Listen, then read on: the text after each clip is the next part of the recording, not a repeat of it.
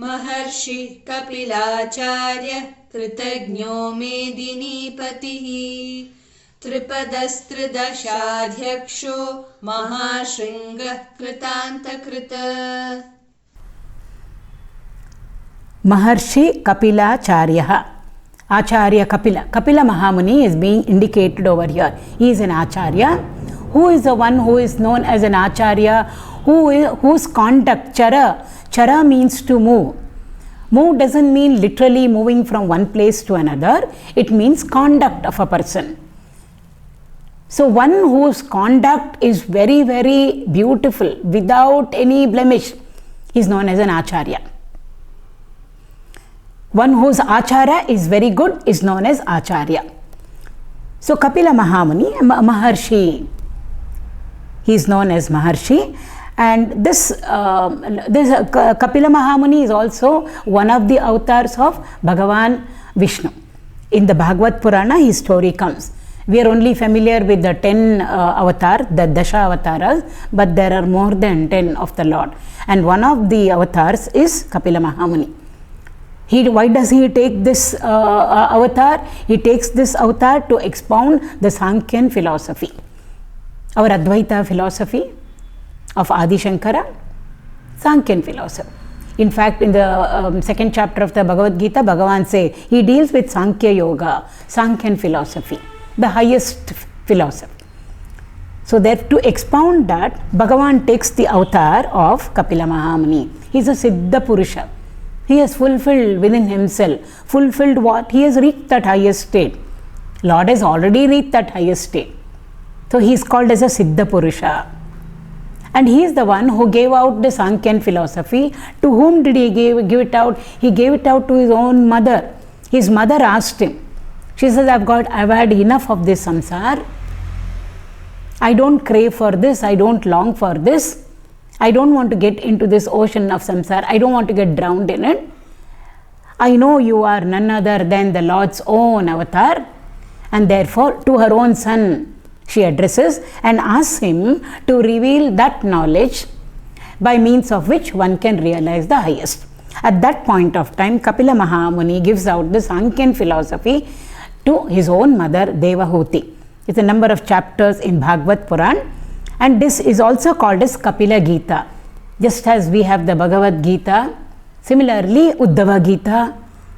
This is the teachings of Kapila Mahamuni to his mother is called as Kapila Gita. And in the Bhagavad Gita, in the 10th chapter, Bhagavan identifies himself with Kapila Mahamuni. He says, Siddhanam Kapilo Munihi. Amongst the Siddha Purushas, amongst those who have fulfilled themselves, I am Kapila Mahamuni himself. In the Himalayan ranges, even now there is a cave. It is called as the cave of Kapila. Kapila Guha it is called, wherein he is supposed to have done his penance. So Maharshi kapilāchāryaḥ, kṛtajñāḥ is got two meanings. Kritam means that which we have done. That which we have done means our activities, action. What has Bhagavan done? He is the one who created all the worlds. Then he is maintaining them all, and finally later on he will merge it back all onto himself. So Kritam means Kritam means that which has been created. Nya means to know. So Kṛtajñā means he is the one who knows everything that he has done. Very often we do so many things and then we say, I don't even know how I did it, why I did it, what was the reason for it. It looks so purposeless, so meaningless. But then we have ventured into it. Bhagavan never does that at all. So whatever he does, he knows fully, he is completely aware of what he is doing. And anything that he does, not only just creation, so not only Srishti, Sthiti and Laya, anything, there is always a meaning behind it, there is a reason behind it, there is some purpose behind it all. And who knows it? He knows it. Kṛtajñā. We may not know, but he knows. So that's funny. Therefore, and not only that he has created, he himself has become the whole world.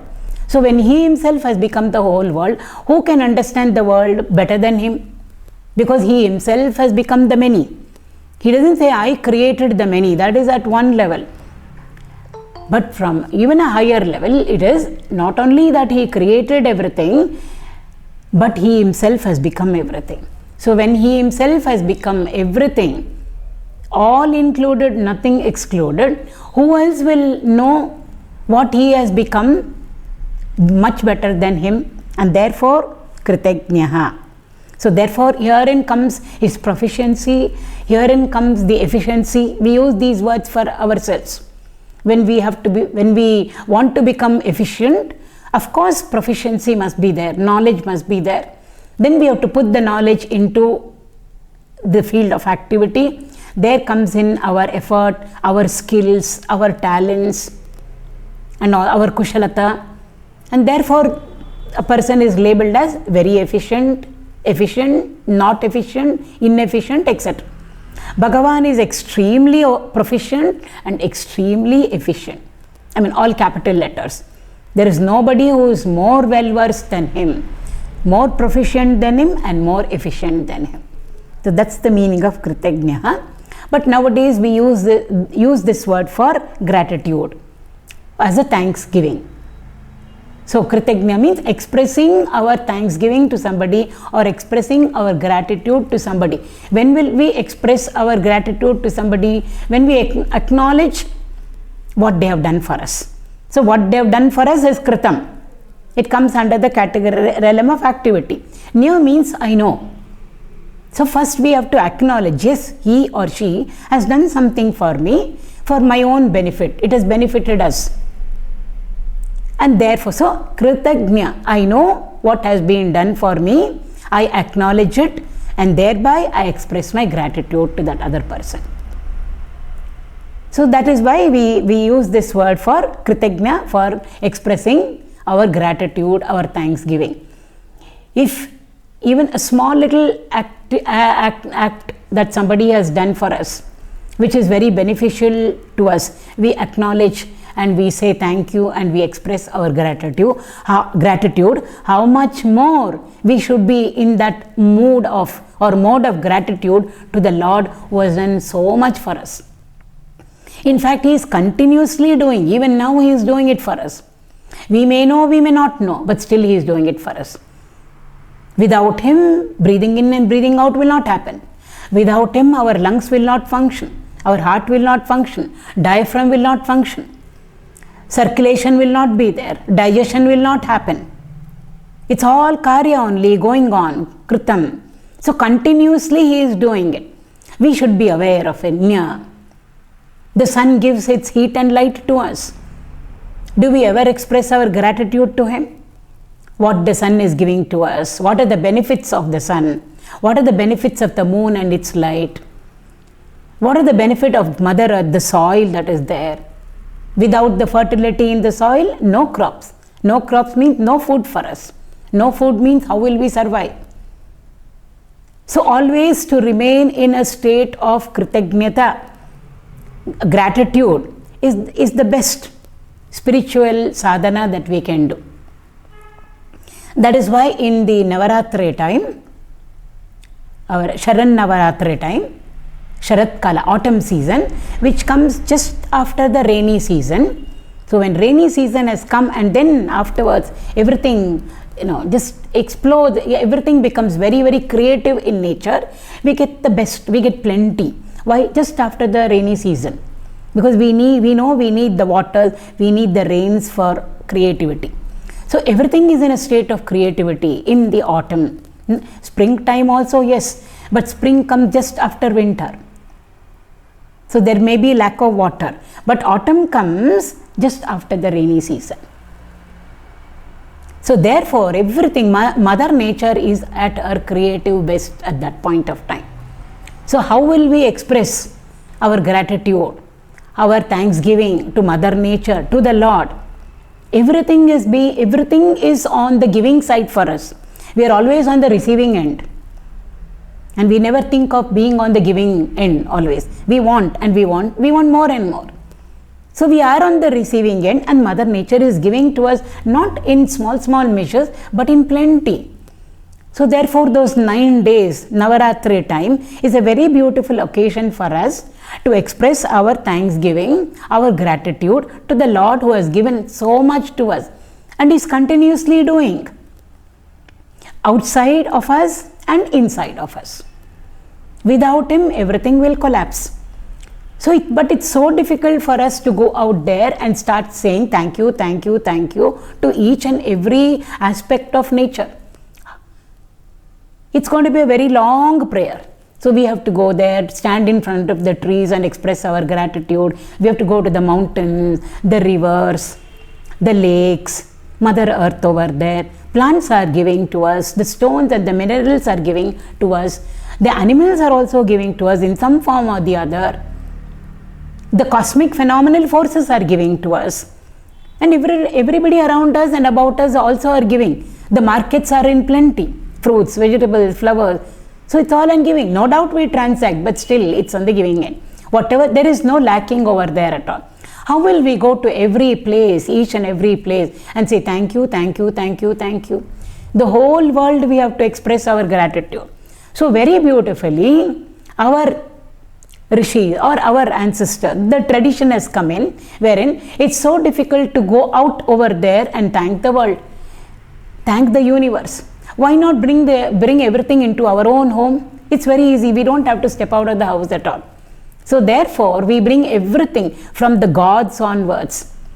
Which god? Brahma, Vishnu, Maheshwara onwards, along with their Shaktis. And whatever avatar Bhagavan has taken.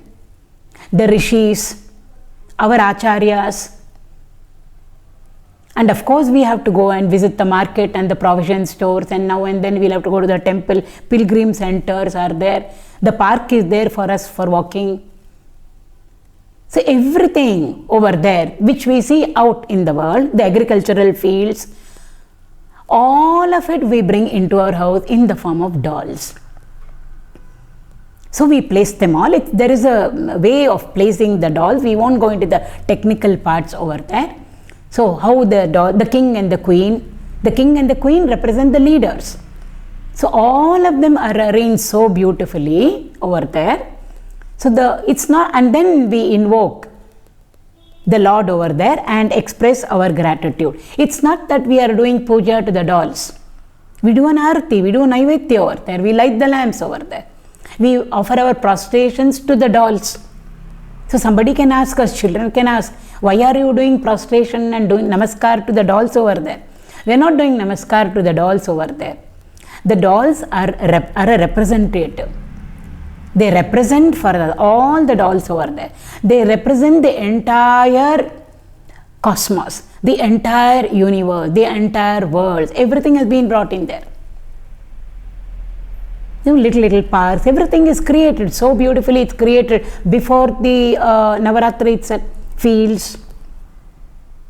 So one namaskar over there to the entire dolls that are there in front of us is a namaskar, an acknowledgement and a gratitude to the Lord, to the Creator and the created, to Jagannatha and the Jagat which He has created. It's a very beautiful concept over. Not that we have one day as a gratitude day and afterwards all the other days we should be in a mood of not being in gratitude. Every moment in our life we have to be in that mood of, that bhava of being grateful, acknowledge and gratefulness. We don't have to sometimes open our mouth and say it, but that bhava itself is enough in us to be in a state of thanksgiving, to be in a state of being of acknowledging and therefore being grateful to a person, to a thing, to an individual, collective, everything put together. So all of that is included over there. So that's a very beautiful message that we get during the Navaratri time. And it's not only the 9 days and then we pack the dolls and keep it away and then say next year again we will bring it back. That's a training for all of us. Very often we just do things and then we forget about it. It has to sink into us. So that even after Navaratri is over, until the next Navaratri comes back, at least once in a day, we should be able to acknowledge whatever the world has given to us. World, things, beings, situations, occasions, space, desha, kala, everything. inside the house, outside the house. How many people have contributed, how many things, how many beings, how many situations, events have contributed to what we are today. To all of them, I acknowledge and I offer my gratitude, at least before we go to bed. It's a very beautiful exercise, spiritual exercise for all of us. Kṛtajñō. In the Valmiki Ramayana, when Sita has been taken away by Ravana and she is in Ashokavana, Hanumanji goes over there. And when Hanumanji meets Sita and then the exchange happens, he gives to her the ring and she gives to him the Chudamani. Sita asks him, we are told that Sita is always in a very depressed mood. She is always crying. She is very, very sorrowful. She is in tears. She is in grief because of the separation. Yes, it is there. But in and through that, we can see that she depicts to us, or she indicates to us an enormous amount of strength over there. There's a beautiful lesson for all of us over there. So there, even in spite of the grief, in spite of the sorrow, she doesn't miss out asking Hanumanji, how is Rama there in the forest? Is he doing his dharma? He is known for being a kṛtajñō. Means he always acknowledges, appreciates, and is always in a sense of gratitude. He always, reciprocates. If anybody does anything to him, he reciprocates it with his sense of gratefulness. There is always a sense of gratitude in him. I hope that is still there. Who asks? Sita asks. Sita is inquiring of Hanumanji that. These are all small little lessons for us. So that is about kṛtajñāh. mēdinīpatiḥ. Pati means we have seen the Lord, the ruler, the commander, the one who orders. mēdinīpatiḥ means the Lord of Mother Earth, Bhudevi. Bhudevi, Sri Devi, both of them are his consorts. So therefore, and what does Bhudevi represent? Mother Earth, matter she represents, material aspect she represents. Therefore, from Mother Earth, we must expand it to accommodate Prakriti, the entire realm of matter. Prakriti. Bhagavan is the Lord of Prakriti. He has got Prakriti under his control. Prakriti is not ruling over him. So therefore, Lord of Prakriti, as he wants, Prakriti will work out or play out. So, mēdinīpatiḥ, tripadastridaśādhyakṣō. We have already gone through when we have done Trivikramaha, and in the 17th stanza we took it up in detail. Tripadaha means one who put forth 3 steps. Vamana avatar. We have already gone through that.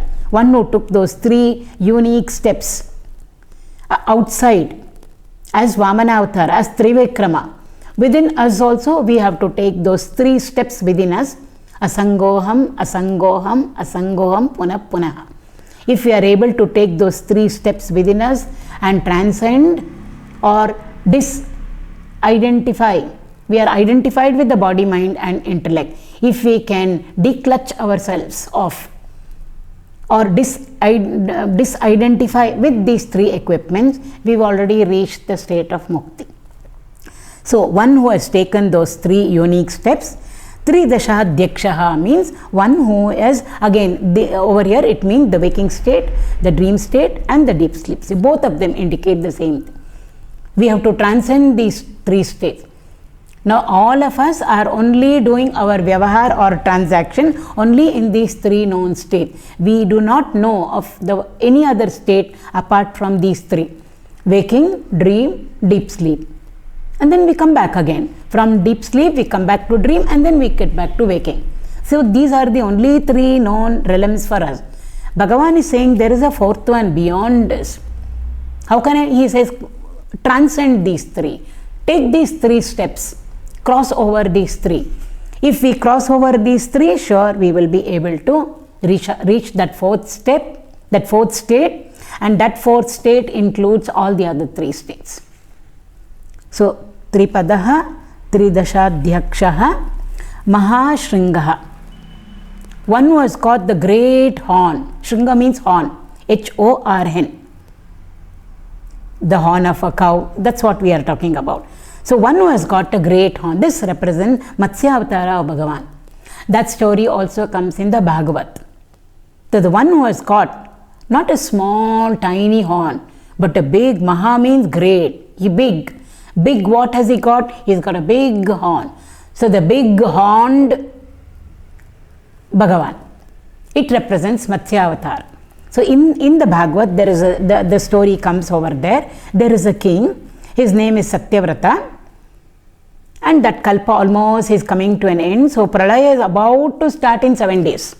That's the story over there. And he is the king of South India. The southern part of Bharat has been indicated in the Bhagavat in many places. So he was the king because the southern part of the country only has got the oceans on the borders. So therefore he was the king who was ruling over very, very justly and rightly over the southern part of Bharat. And he was doing his penance, austerity.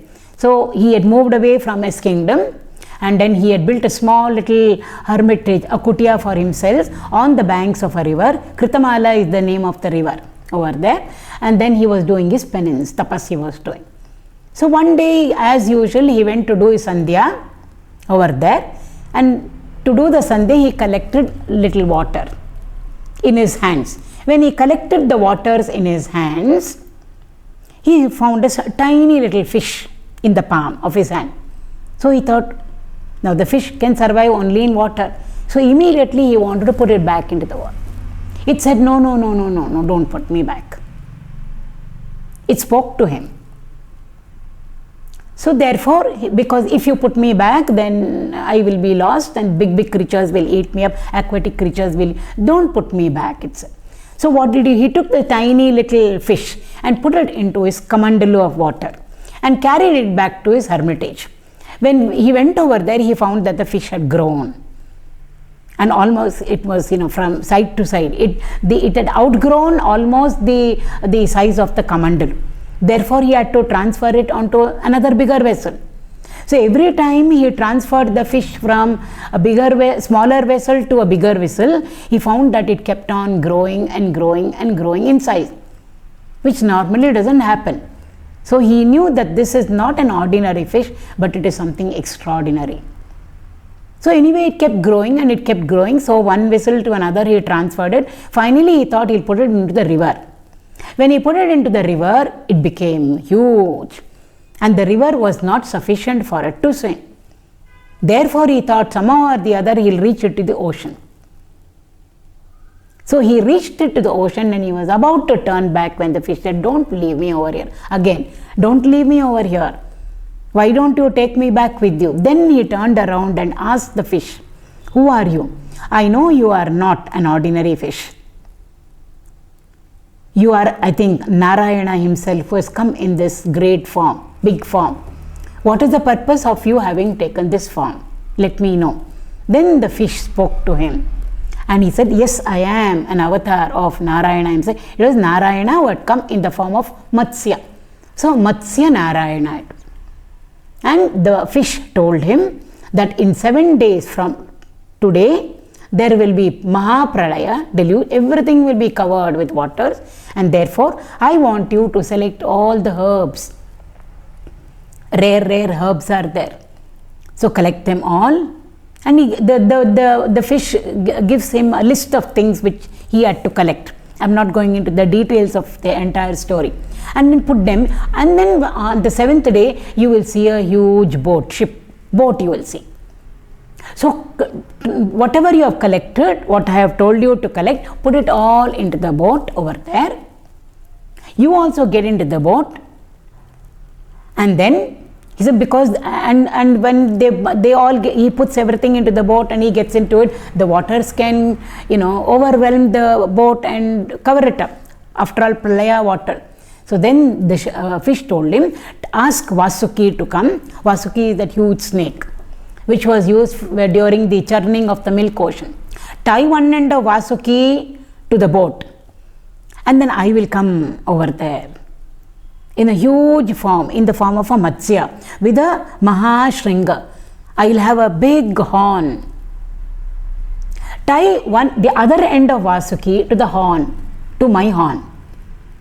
And when pralaya is happening, when it's going on, I will make sure that the boat stays afloat. It will not sink. Once the pralaya is over, then everything will be back to normal. This is what the fish told the king Satyavrata. So exactly after 7 days, when pralaya is almost about to happen, he noticed the boat. And then he collected whatever the Lord had told him to and got onto the boat. He tied one end of Vasuki to the boat and the other end of Vasuki to Bhagavan, who had come in the form of a huge fish, Matsya, which had a big horn. He tied one end of Vasuki to the horn. And then it stayed afloat, everything, till the entire pralaya was over. And at that point of time, when pralaya almost is happening, means Brahma is almost going off to sleep. Next time when he has to again create, he will wake up. So when he was almost dozing off, there was one Rakshasa by name Hayagriva. So when Lord Brahma, the creator, was literally dozing over there, he snatched the Vedas from Brahma's hands. Because he knows without knowledge, Brahma cannot create. So this Rakshasa Hayagriva, he stole the Vedas from Brahma and went into the waters and hid over there. So Brahma immediately knew, because he was just in a drowsy state. So he knew that the Vedas had been stolen. Immediately he invoked Lord Hari. He is already in the form of Matsya Narayana. Bhagavan said don't worry. And then he went, the Lord in the form of Matsya went, killed the Rakshasa Hayagriva, retrieved the Vedas and gave it back to Brahma, so that after he goes to sleep and then again wakes up, he can again start his creation. So at that point of time, after all this was over, Satyavrata asked the Lord, who was in the form of Matsya Narayana, a few questions, all philosophical questions. And Bhagavan gives him the answer to all that he asked. So whatever Bhagavan answered, in the form of Matsya, whatever he answered, or the questions were all answered of Satyavrata, it's all there in Matsya Purana. So therefore Bhagavan over here, he is being addressed as maharṣṛṅgaḥ, the one with the great horn, or with the big horn over there. Matsya Narayana has been indicated. Near Chennai, a few miles from Chennai, I'm not sure exactly it will just take about half an hour. There is a place called Chinmaya Chinmaya Mission has taken up that place and very beautifully has built it up over there. It's on the shores of the ocean. And then there is a beautiful Matsya Narayana temple over there, open to the sky. Very beautiful Matsya Narayana temple over there. So maharṣṛṅgaḥ, kṛtāntakṛt. Kṛtāntakṛt means one who will destroy whatever he has already created. When will he destroy it? At the end of it all. Which means Bhagavan is here identifying himself with the destroyer of all of his creation. Brahma creates, Vishnu maintains, and Rudra destroys. The destruction is not destructive destruction, but it is constructive destruction. For the good, the destruction is happening. Therefore, it is constructive destruction. So here, kṛtāntakṛt means one who is the destroyer of creation. He created and therefore he alone has the right to destroy it. But why is he destroying it? For the good, for something else, to serve a better purpose. Bhagavan is destroying it. So therefore, Rudra has been indicated over here, kṛtāntakṛt. At the end of it all, Bhagavan is going to destroy whatever he created. So Rudra Amsha has been indicated over here, that is outside. But what about inside of us all? All of us have created vasanas. Samskaras have been created. So all of that, if we invoke Bhagavan, he will come and destroy all our vasanas, all our samskaras. How will they get destroyed? In the fire of knowledge. All our samskaras will get burned down. All our vasanas will completely get burned down and therefore the person will become fit to reach the state of liberation or mukti moksha. Kṛtāntakṛt.